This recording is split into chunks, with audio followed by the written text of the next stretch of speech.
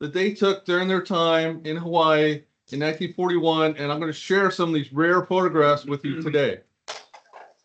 So, without further ado, The thing's opening over there. oh, good It's either the up or the down arrow. Is that working? Oh, is the slot the power on the side? Yeah, it's all right. Do you mind if I sit? Yep, it's not working. That's the side of the screen.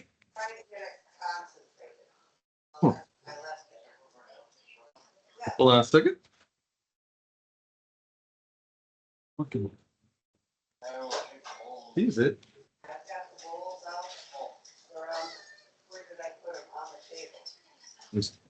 I'll just click for it. Well, you want me to click? I can click, right? No, they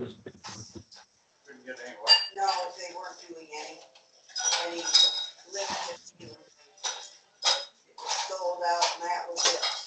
Oh, for tonight. Somebody's doing something in the background. Okay. Anyways, it was the original radio announcement from 1941. And during my presentation, I'm going to talk about these different areas. I'm going to try and answer some questions about the attack on Pearl Harbor. I'm going to answer whose job was it to detect the Japanese, and what happened to those aircraft, the wreckage specifically of those aircraft that were destroyed.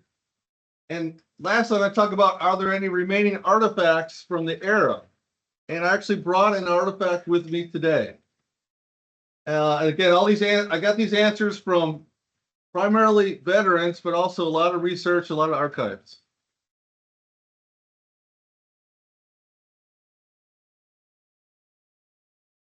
Look, you had it. Go back through.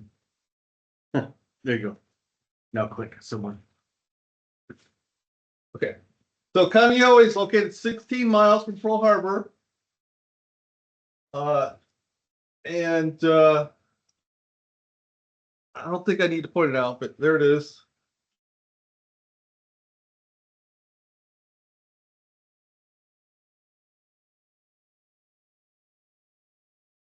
All right, so the PBY stood for PB was patrol bomber, and Y was the code for Consolidated Aircraft Corporation. And I want to point out on the aircraft, they were all numbered. The 11 P9 stood for VP 11, P stood for the patrol squadron, and 9 was the 9th plane in the squadron. Each squadron had 12 planes. Now the PBYs were pretty slow. They were only a top speed of 178 miles an hour. And that was if they were lucky, probably going downhill. Otherwise, though, the main thing about the PBYs is the range. You look at the range, over 2,500 miles.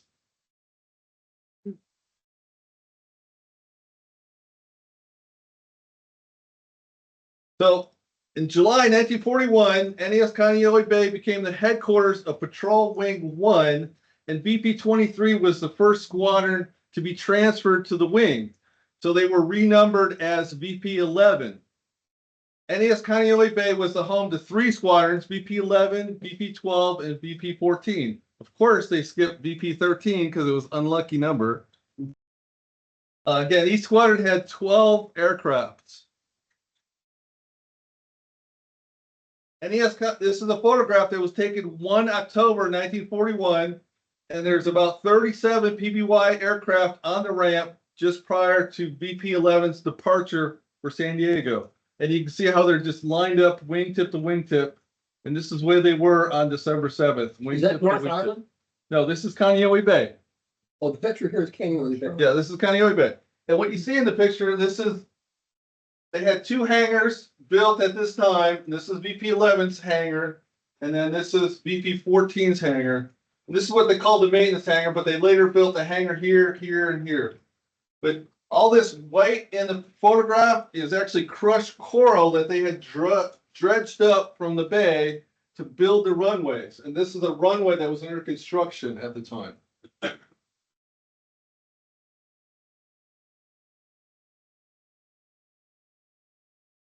So in early 1941, just after that picture was taken, VP-11 mass flew its entire squadron of PBY-1s back to North Island, California, and they picked up newer model PBY-5s. They flew them back to Hawaii, and they became the first squadron to formation fly their entire squadron both ways across the Pacific. And the biggest difference between the Dash 1s and the Dash 5s that I know is the Dash 5s had the blister in the rear fuselage, and these Dash 1s did not. The fives had wheels, the ones did not. No, the 5As had wheels. The 5s were still no wheels. They had to land and take off in the water. So upon receiving their brand new PBY-5s, they had to start a modification program. Amazingly, though, these new planes, they had to install the self-sealing fuel tanks and armor plating. So this is a photograph of VP-11's metal shop. You can see some salty sailors in the photograph. Again, a little lax on the uniform regulations there. Should come along. But you got a chief, and that's their shop. That was the whole shop in VP-11. So this is a air crewman on watch. The PBY flight crews consisted of 2 pilots, a navigator, a radio man, a flight engineer, a bombardier bow gunner, and 2 waist gunners. So a crew of 8 on a PBY. The main thing that they were doing at the time was called expansion training. Expansion training was meaning the qualifying of personnel to form the patrol plane air crews and to qualify those air crews in their main zone. So again, they're brand new base, brand new planes, and they got to get qualified on each of their positions on that aircraft. That's what they're doing. They routinely conducted 1 patrol every 3rd day. The PBY-5 had 2 fuel tanks, a capacity of 739 gallons for a total of 1,478 gallons. They use 100 octane fuel, and on a normal patrol cruising configuration, they burn between 28 and 35 gallons per hour, allowing it to remain airborne for about 24 hours. That must be per engine. Yeah. Yeah, 1830, we barely get back below 44 gallons an hour in the DC-3, so that's got to be per Yeah, engine. that's great. So in 24 hours, they would cover a distance of approximately 2,500 miles. And what they would typically do is they'd fly out 1,000 miles, fly over 500 miles, and 1,000 miles back. That was their sector searches. The patrol flights were called Flight of the Double Sunrise because they would take off in the morning with the sunrise and they'd come back the next day at the sunrise. Flight of the Double Sunrise.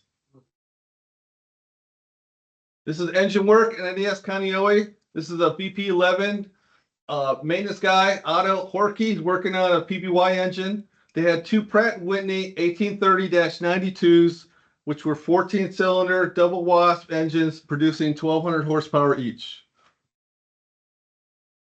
Big engines. And then those engines needed lots of maintenance. So here they are, after changing an engine, they're checking it out, getting it ready for a run.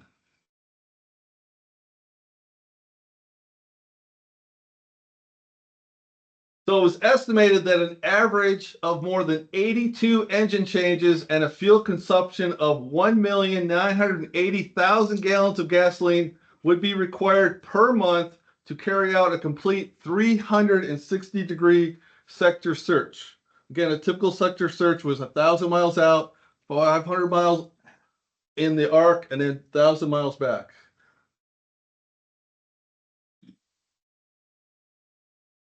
So the basic routine was hurry up and wait. We all familiar with that. All right, it was also estimated to conduct a thorough search through the 360 degrees. It would require an overall force of approximately 200 aircraft and 252 air crews. Total available in Hawaii at that time was about 80 airplanes. Again, a lot of those are not even going to be available because they're going to be undergoing maintenance. Again, this is VP-11 in the VP-11 hangar between October and December 1941. So this again was the routine at Kaneohe Bay. Again, you can see the uniform regulations were a little lax back then. The guy didn't even have a shirt on. And the chief, maybe the chief chewing him out for not wearing a shirt. I don't know. Here they are working on the engines. And I like even the bucket is stenciled BP-11. They don't want the other squadron to take their buckets. Again, all these photographs were from the veterans themselves that they shared with me. So the PBY-5 Catalinas, they landed and took off from the water. And then once they landed, this is the beaching gear that's lined up on the sides. They'd have to send people out to the plane, attach the beaching gear, and then they would haul it in with a tractor.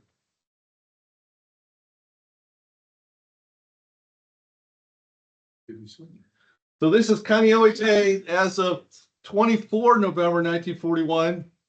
And you can see there's a lot of construction going on. Again, you have a runway for fighters and bombers that's being constructed. And then this is the PBY hangars. And again, all this white is construction, ongoing construction for foundations for buildings that are going to be built later on. But that's the whole base. Is that housing on the left corner? Yeah, this would be housing down here. They did have some army units there also.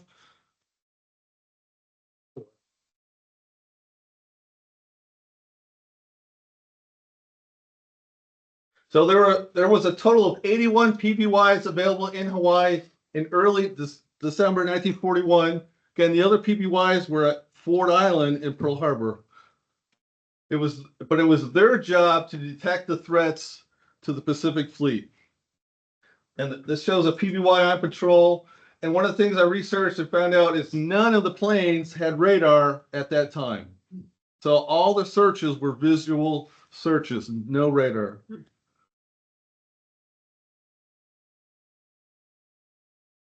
So this is the disposition of BP-11 PBY planes on the morning of December 7, 1941.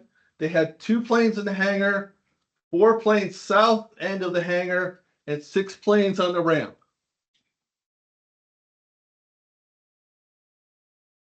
And this is, you can see in the hangar, it's BP-11P4. This is a map, and it shows the 3 squadrons. Again, this is as of 7 o'clock in the morning, December 7, 1941. You have BP-11 in hangar 1, 2 aircraft. The other ones are on the ramp. You have BP-12 sharing hangar 1 with the planes in the hangar and on the ramp. Then over here is hangar 2, and that's where BP-14 was. BP-14 was the duty squadron on December 7th, and they had several planes in the air, and they're the ones that first detected that midget submarine trying to sneak into Pearl Harbor. It was a PBY from BP-14.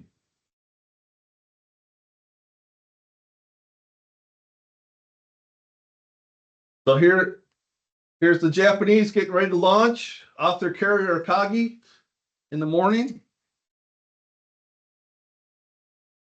This is the routes that the Japanese, basically they came in 2 waves and they split up and they attacked the bases from multiple directions. You see how they came in, multiple directions. And again, their main target was Pearl Harbor, but they also hit Kaneohe, they hit Eva, they hit Schofield Barracks, they hit these other bases around the island.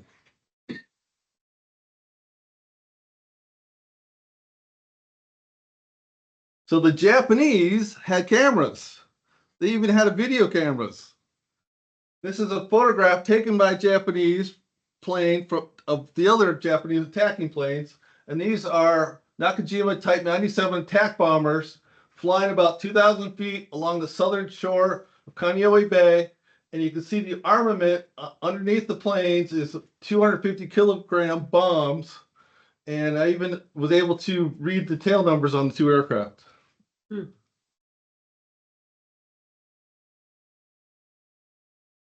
And here they are coming in for the attack. They're flying, they drop down in altitude, coming in over Kaneohe Bay. This is at 7:52. The first wave of 11 enemy aircraft started their attacks by strafing aircraft on the water and on the flight line, because those are the planes that could take off, that were ready to take off. So they wanted to hit those first. And this was a few minutes before the attack on Pearl Harbor, and a call was made from Kaneohe to Pearl Harbor saying, hey, we're under attack, beware. And the call was received in Pearl Harbor, and they were not believed.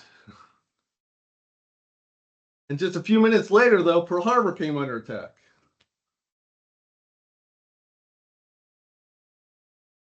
This is a photograph taken by the Japanese showing the base under attack. And what you see here is planes in the water and on the flight line burning. So again, this is the initial strafing attack, and you can see the results already of their strafing attack. And the quote from one of the Japanese pilots was, it was just like target practice. And initially they had no opposition. They just came in and did whatever they wanted, just like target practice.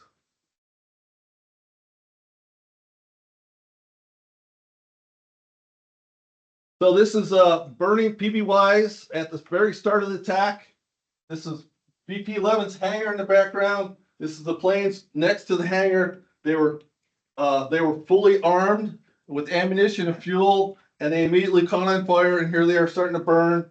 And the sailors were surprised, scared, and there was mass confusion. And the planes were coming in from multiple directions, so they didn't know what was going on. Oops. This is a VP-11, Ensign Muckenthaler. He rushed to the hangar in his brand new 1941 Oldsmobile. Again, this is right at the start of the attack. You can see the plane, the same plane burning over here next to the hangar. And what's amazing about this is all the sailors, once they realized what was happening, they all ran down to the hangar. They didn't run into the bunkers or, they ran to help, to try and save those planes and to start a response. But you can see the massive amount of burning on the flight line. And this is a photograph taken on the flight line. Again, just mass confusion. Planes are burning all over. There's fuel spilled all over. And one of the things I also found out is the officer of the day, the duty officer, VP-11, he was one of the first casualties. So when these guys wanted direction on what to do, there wasn't anybody to tell them what was, because the duty officer was killed within the first minutes of the attack.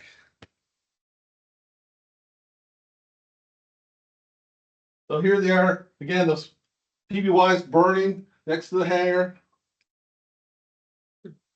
They got some fire hoses. They're trying to do what they can. Oops. The attack destroyed the station's only fire truck. So the Japanese strafed the fire truck as it was responding to the fires and killed the firemen and injured the firemen. So their only fire truck was put out of commission. That looks like in the cell with a propeller on it, on the right side there. Oh yeah, this is a PBY engine, you're right. But this photograph was taken just east of Hangar 1, which was VP-11's hangar.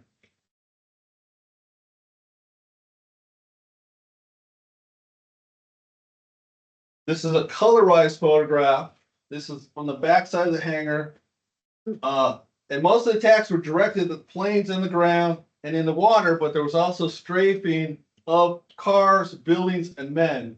And when I interviewed the survivors of the attack, this is one of the things that really stuck to them is they said they worked really hard. It was a lot of money to buy a car in 1941. And when their personal car got destroyed in the attack, they took the attack personally. They wanted personal vengeance, and they really, really made them mad when their personal car was getting destroyed.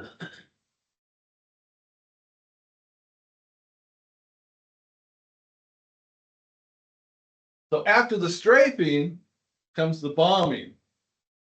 So 18 high-level Nakajima B-5N Kate bombers attack next. And this is a photograph of those bombers attacking the base. This is the K after releasing its bombs on the base. You can see there's no bombs here in the bomb rack. And the base is down here. Again, all these burning going on.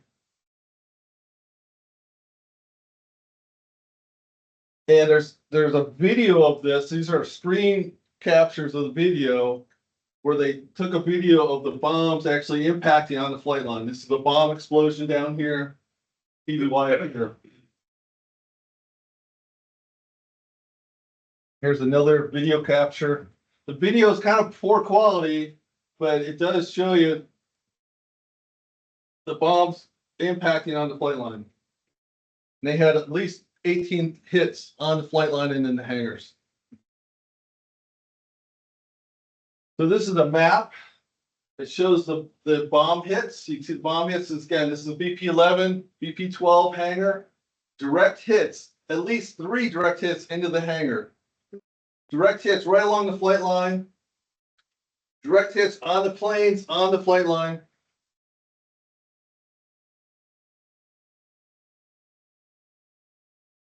This is the bomb crater from one of those hits.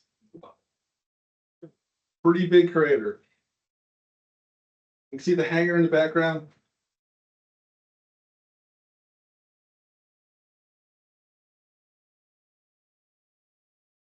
So this is the hangar. Again, the hangar received several direct hits. Just totally wrecked the hangar. Killed several guys in the hangar.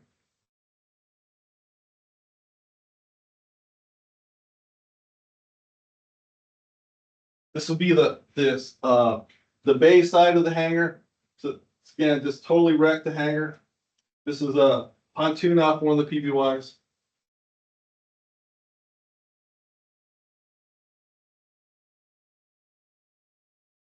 So the men did rise to the occasion and wanted to fight back.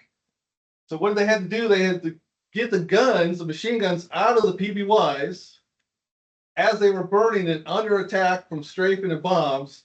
And that's what they did. This photograph shows them getting the guns out of the plane. They had to make improvised mounts for those guns, and then they started firing back. So this is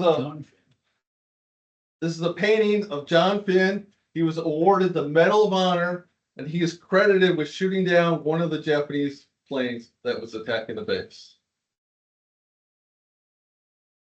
And I had the pleasure of interviewing him and talking to him, and yes. He lived to be over 100, I think 101 years. Yes. Yeah. Amazing guy.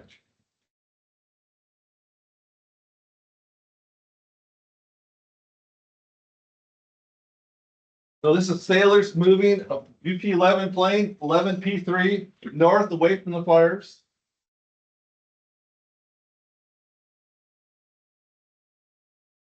And here they're trying to save another plane. This is a BP-12 plane, 12P3, during the Japanese raid. Again, this photograph was colorized. One of the things about this photograph is I was able to interview this guy here and talk to him. And what happened is they were trying to save this, and the Japanese continued the attack. They had to let go of the rope, and the plane drifted off and sunk. And more about that in a minute. And one of the things I always wondered about this photograph, I always ask about, is the dog. What is this dog doing here in the middle of the battle on the flight line? But no one's able to tell me what the dog was doing. But the dog is really directing this whole rescue effort.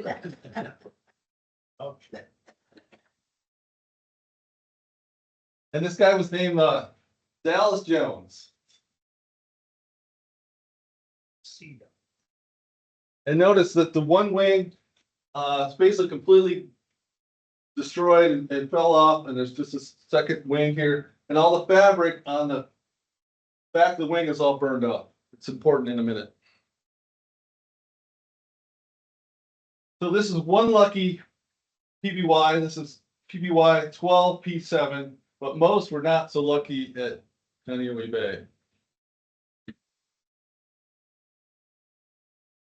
So this is the damage report from BP-11. 7 planes were burned completely.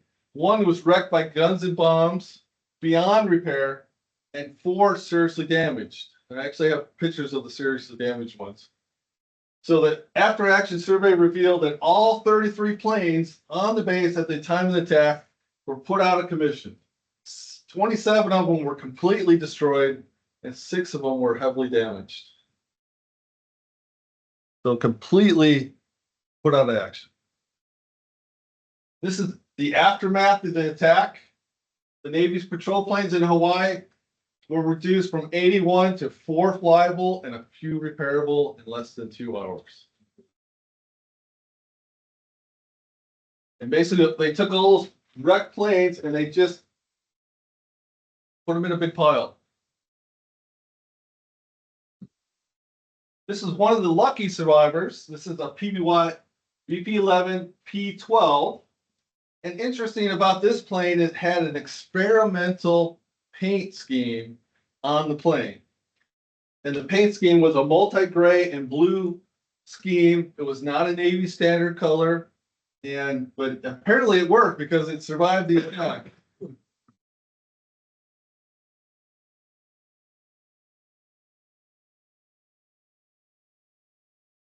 This is another survivor of the attack, 11P11. If you look closely at the photograph, you'll see it's completely bullet holes. There's hundreds of bullet holes in this plane. So this is a plane that was strafed, but it didn't blow up. And also note the beaching gear, how they attached it, and it was actually held in with a pin.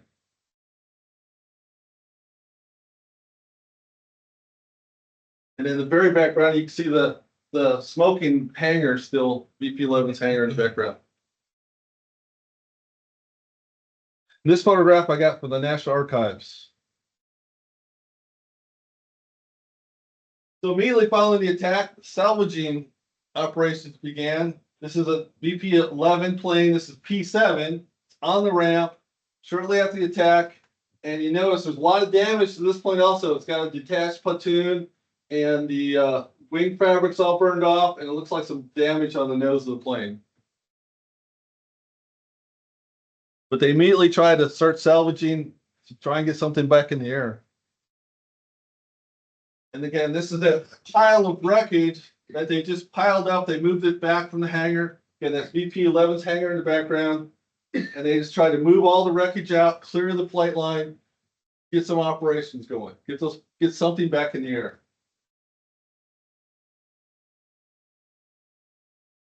So this is photographs that were taken 9 December, just a couple days after the attack. Here's that pile of wreckage of all the PBY remains. This is VP-11's hangar. And in the photograph, there is a few PBYs, but not many. Here, these white spots on the flight line here and here, those were bomb hits where they filled them in with crushed coral. That's why it's white. And here's that bomb hit right here that I showed you an earlier photograph of. You see how close it was to the hangar.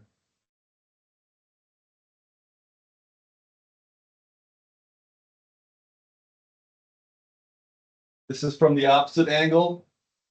This is a hangar that was under construction.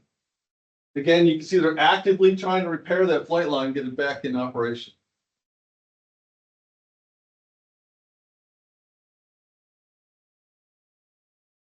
So the casualties from the attack were 19 dead, 69 wounded. And what they did is they did a temporary burial right on the beach on the base. Lined them up. Had a quick ceremonies. Because they thought the Japanese were gonna, come right back. So they had to do something. Interesting though, is there was one Japanese plane that was shot down on the base. That was Lieutenant Fusata Aida, and he crashed on the base and was killed. And they buried him opposite the other sailors. He was actually, the other graves are just outside this picture. So they had the 19 sailors lined up facing the single Japanese pilot burial. And then this burial remained until 1946, when it was redug up and sent repatriated back to Japan.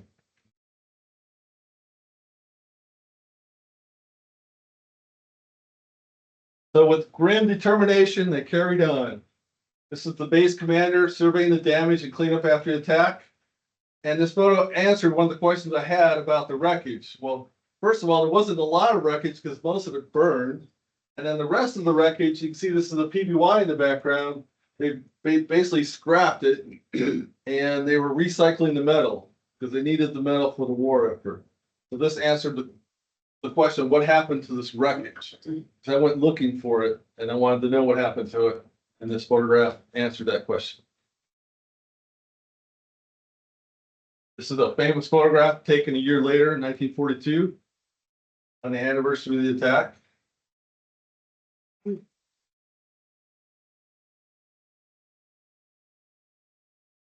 In Kaneohe Bay, 1945 photograph. It shows how it was just a major staging point for carrier patrol squadrons that deployed to the Pacific. It also had a fleet gunnery school, which was the largest gunnery school in the Pacific, and they trained thousands of Navy gunners. In this photograph, there's PBYs, PBMs, PB4Ys, there's fighter aircraft, there's this hundreds of aircraft in this photograph.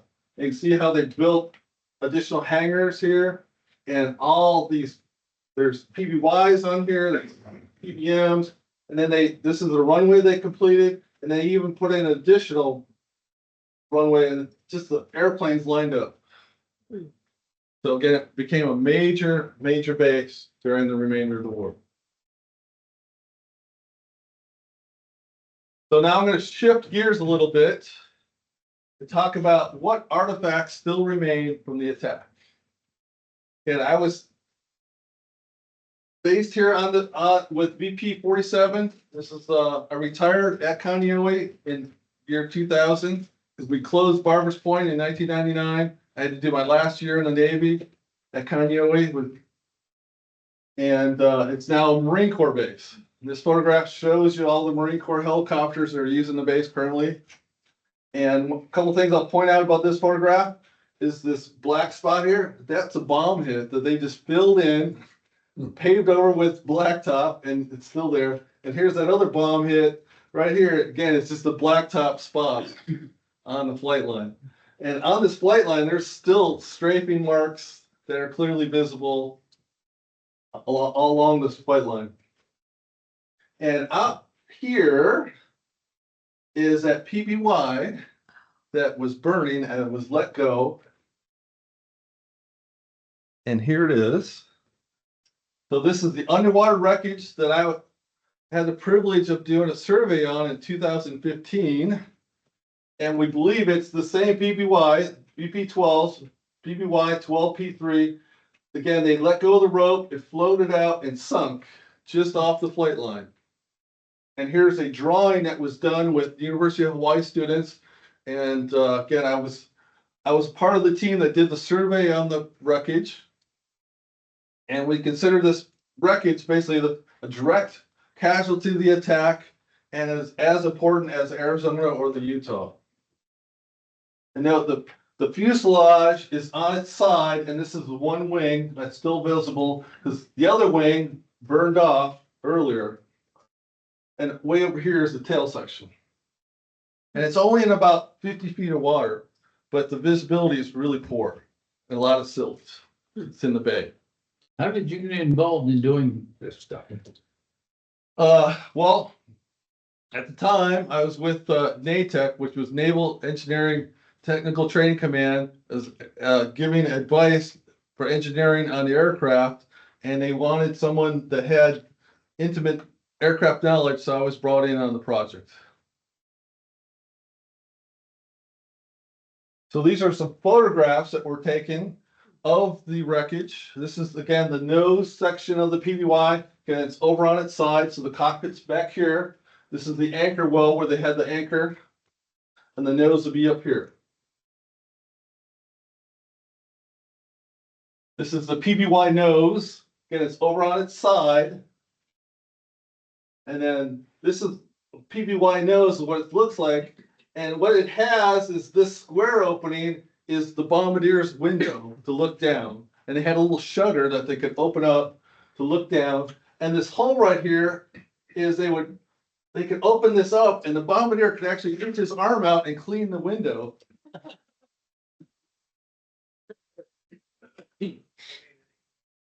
Again, they didn't fly very fast.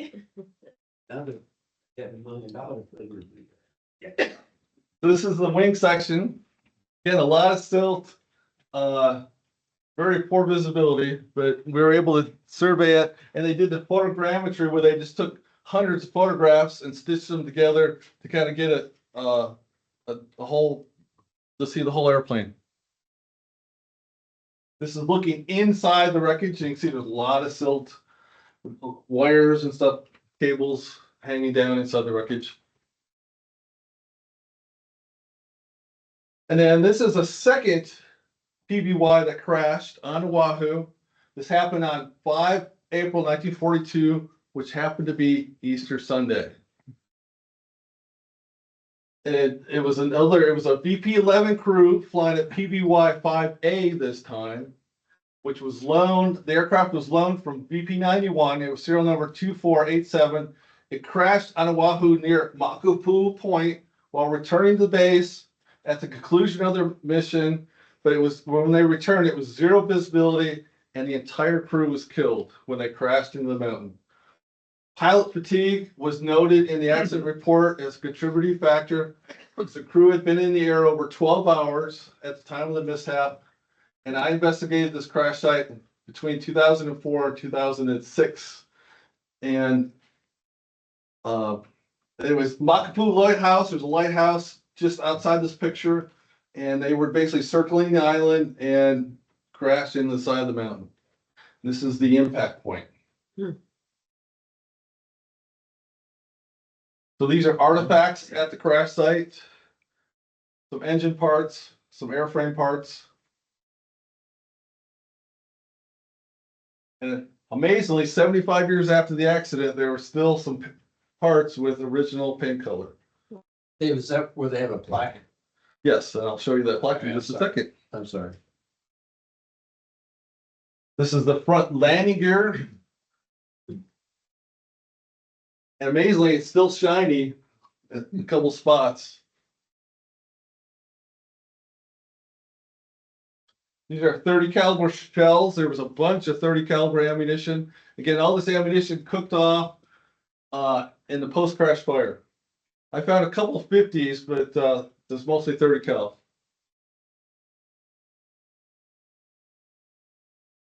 There was a lot of small artifacts. And I was looking for radar parts because immediately following Pearl Harbor, that's when they brought in a special team of engineers from San Diego to retrofit some of the planes with radar. So I was trying to determine if this plane had radar. One of the things I found was a spoon. And I brought that spoon in right here. Oh my gosh. Here it is. I'll pass it around. So the spoon, I didn't want to leave it at the crash site. It's a poignant reminder of the sacrifices of these men that went on these missions, and many of them did return. That's a hefty spoon. I know, it's heavy. It's It's a got hefty some weight spoon. to it. What, that's all this stealing? So I found this in the debris of this PBY. That's a big spoon.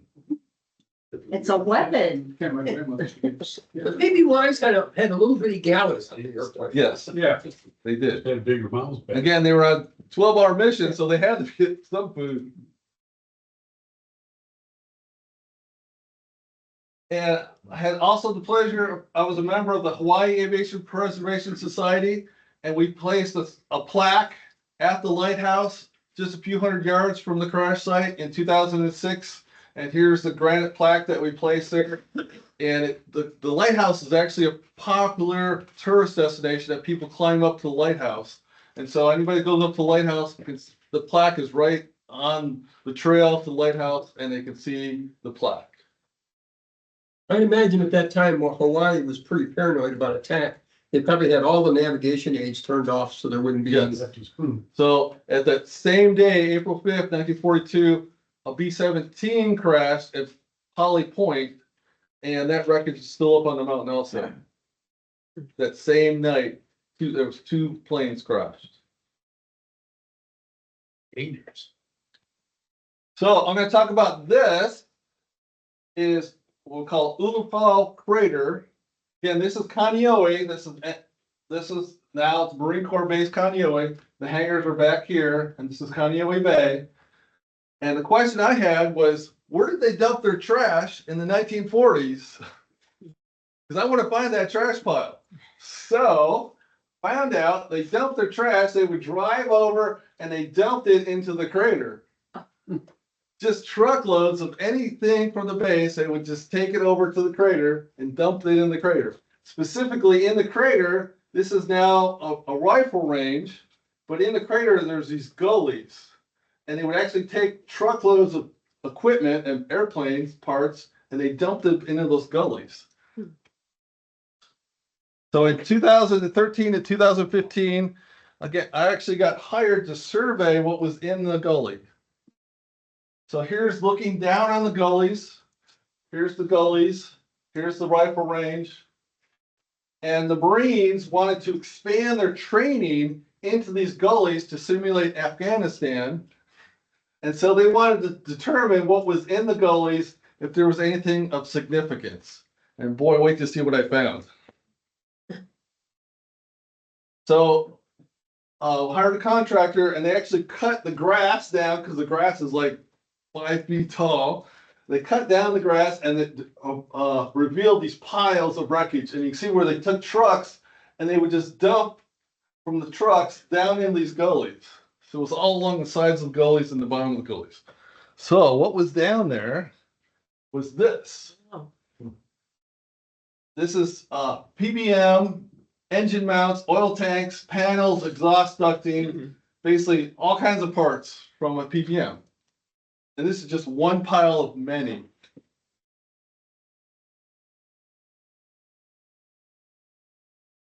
Oops. Then I found the machine guns. Wow. So everybody got excited when I found the machine guns, including base security got called. They responded in force and cordoned off the whole area and said, don't touch those guns. And we're confiscating them all. Everybody got excited. And no, I didn't get to take one home. I'm sorry. Could have done it before you called them. Yeah. But found 17 machine guns. And here they are. Again, and I'm pretty sure this is the same machine guns that were used in the PBYs. But again, they could have been used in a number of different aircraft. And they were able to actually get serial numbers off some of the guns. That's why they said, if you get serial numbers off of them, they're confiscated. And so in addition to the guns themselves, something more rare was the gun mounts. So this is a machine gun mount. This mount was used in, again, several different aircraft, including B-24s. This is another gun mount. It's a Martin Model 250 gun turret. And here's a diagram of the turret. And it was the entire turret. And here it is on the aircraft, right there. And what this is from is the base closed in 1948. And after the war, a lot of these transport planes, they didn't need the armament on the planes. So they took out all the gun turrets on these big Navy planes and they just dumped them. And they turned these planes into just transports. They wanted to save the weight. So that's why they ended up down in the gully. Yeah, that photo's after 1947 also. Because it's got the bar and the stripes on it. Oh, good point. Yeah, that's when the DOD was formed.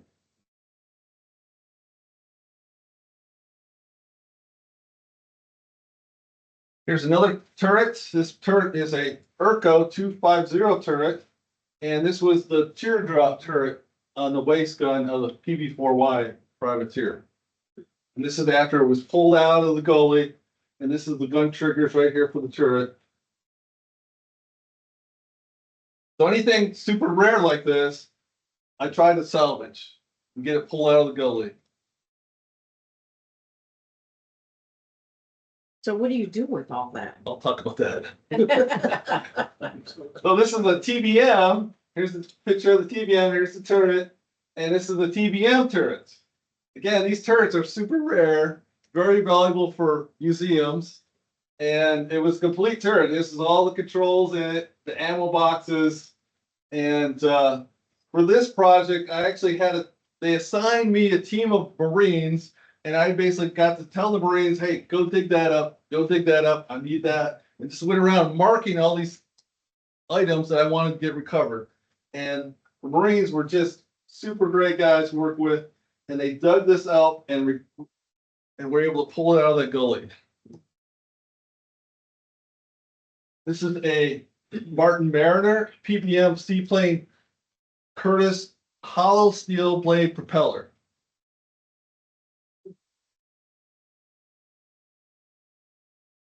This one was rather heavy.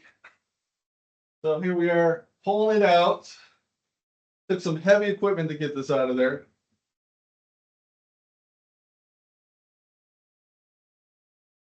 These are flame arresters used on the TBM. Here's a picture of the TBM, and here's the flame arresters. Flame arresters were used for the night fighters because they wanted to dampen down that flame so it couldn't be spotted at night.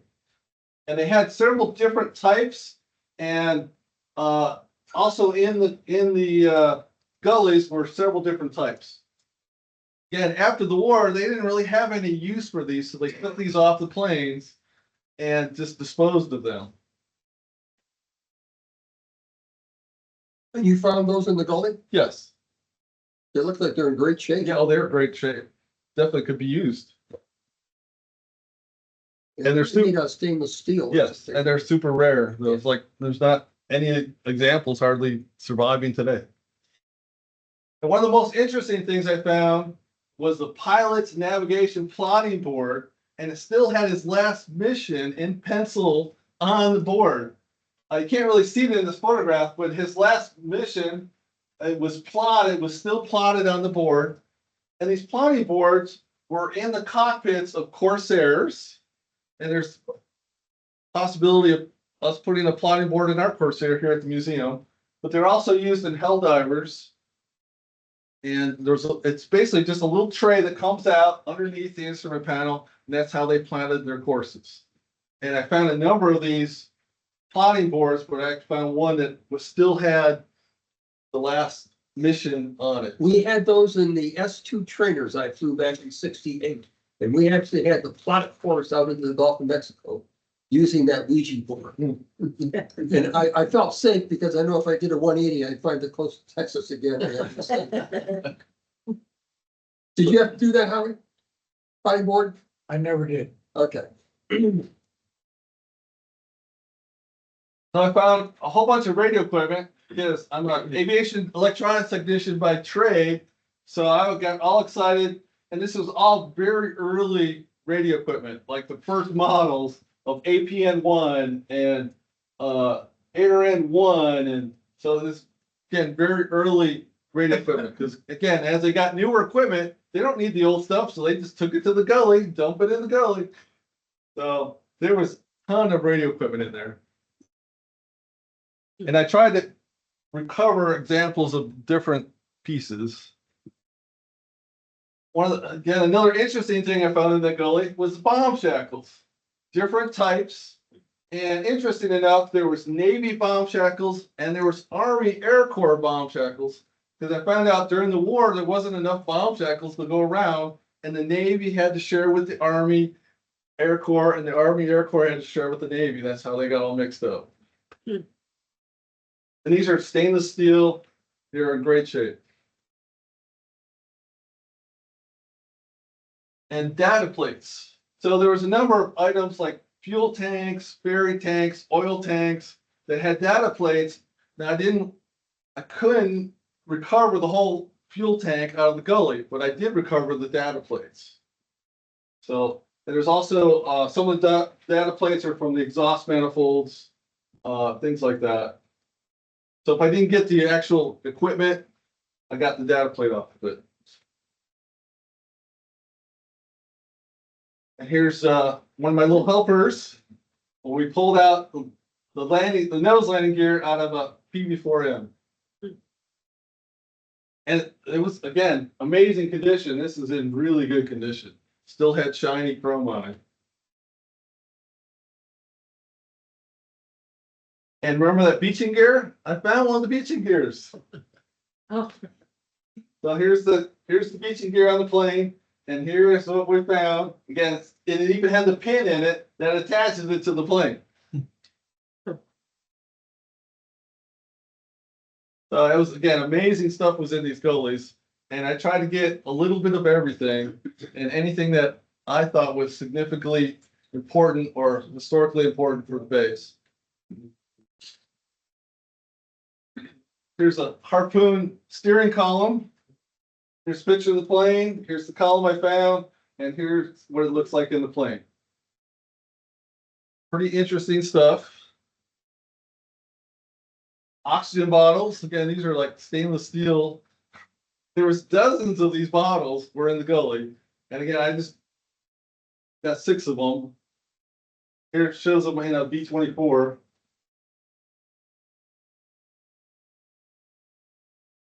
And remember the fuel nozzle picture? I might have even found the fuel nozzle in the picture.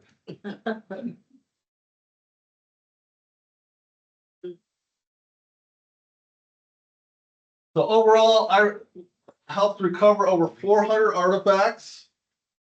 Even the stainless steel serving tray in the chow halls. Ammo belts.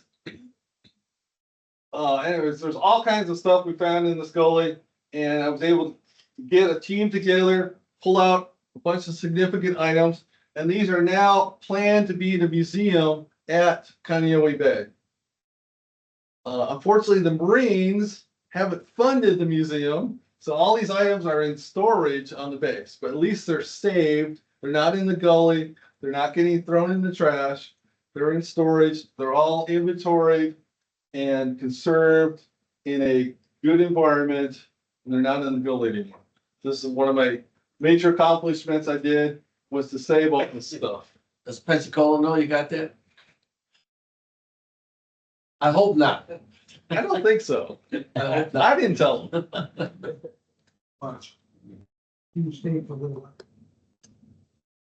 So if anybody has any questions, I'll take questions, but I will recommend this book. This is the book a friend of mine wrote called No One Avoided Danger.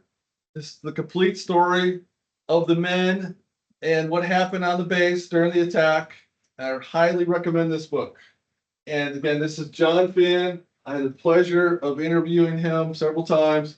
And this is a photograph I took of him on the flight line in the approximate spot that he won the Medal of Honor at. So does anybody have any questions? that Did was the Marines very ever get to use interesting. the culverts? Wait, one question at a time. What? Did the Marines get to use the culverts after you cleaned them out? Yes. Okay. Yeah, they actually set up pop-up targets and everything so they could run through those gullies and shoot pop-up targets. But some stuff was left behind, actually got buried. So there's more stuff in there. All right, next question. Any other questions? Yeah, my question was, did you get everything out? Yeah. No, I did not. Some stuff was left behind, some stuff was buried in situ.